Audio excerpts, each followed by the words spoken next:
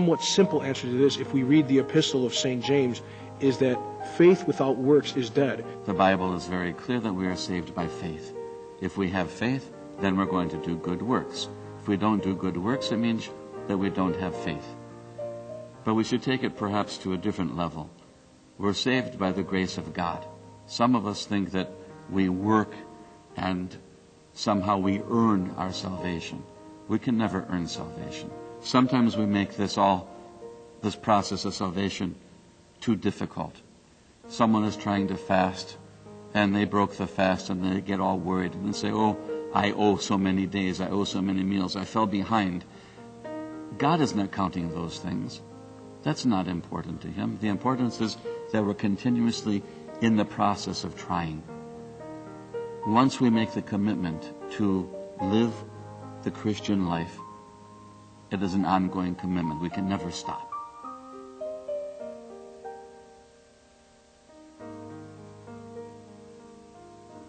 In the Orthodox faith, those who have not become baptized, charismated Orthodox are not allowed to receive communion yet, but they are allowed to experience the worship services and start developing an understanding so that they may become charismated and experienced. And people could ask, I can join any church I want to. All I do is proclaim that I'm saved, and I can go down to the Protestant church or down to any other church and give my dues and everything else and be done with. Why is it such a process to embrace orthodoxy? Because it is a rich faith. The Orthodox Church never had altar calls where it happens quick, with a quick fix, with a bumper sticker phrase, with something immediate and gratifying right there and then to your emotions.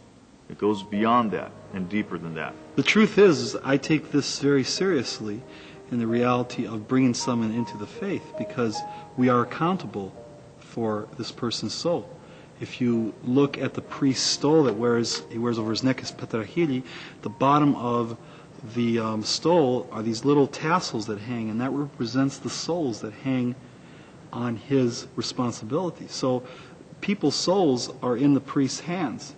Oftentimes people perceive, once they start to hear about Orthodox Christianity, as an ancient ritualistic faith, whereas anything that has sprouted up here in the United States is seen as new and innovative. Many other faiths are popular simply because they offer possibly a quick fix or a quick road to salvation, and a road that is not that difficult.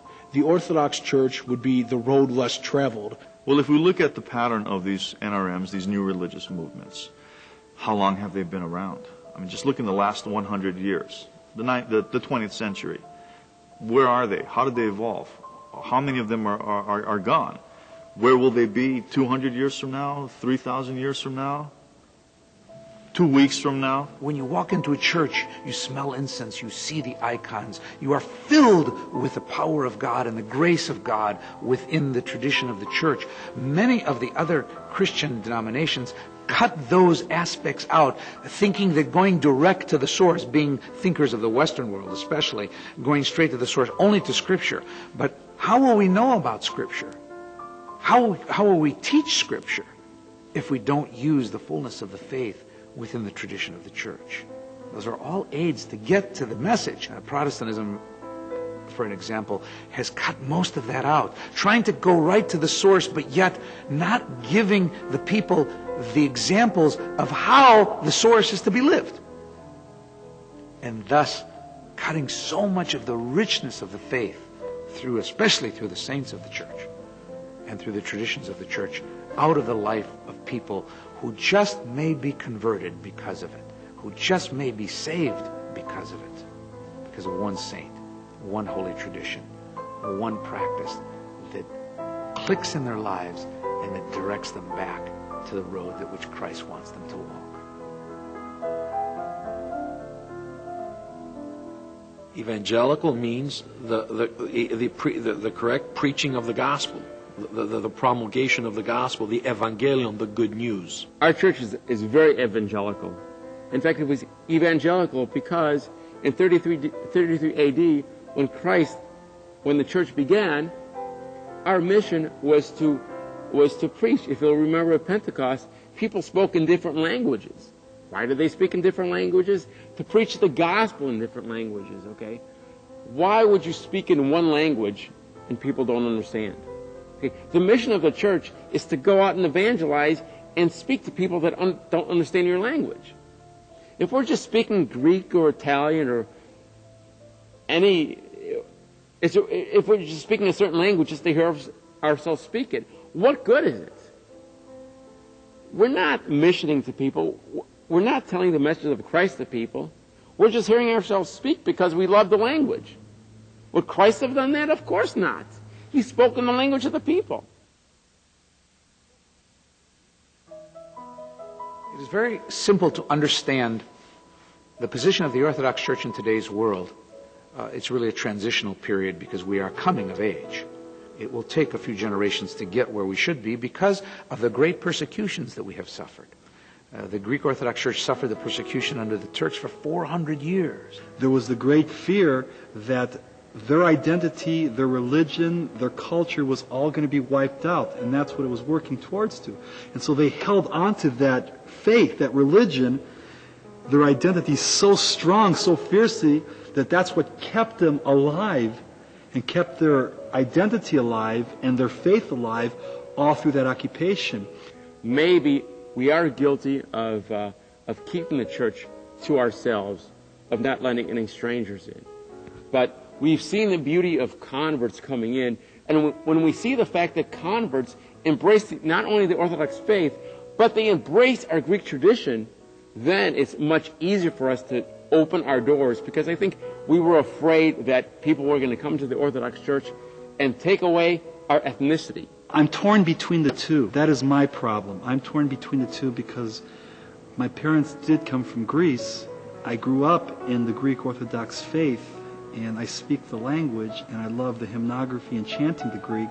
But I also have to turn and look at my children. What I really want to know is, how am I going to be explaining, or how is the priest going to be explaining to this generation coming up what Christ is, what the Orthodox Church is talking about, what that, the essence of salvation is, if you talk to them only in a foreign language, in which a language they do not understand.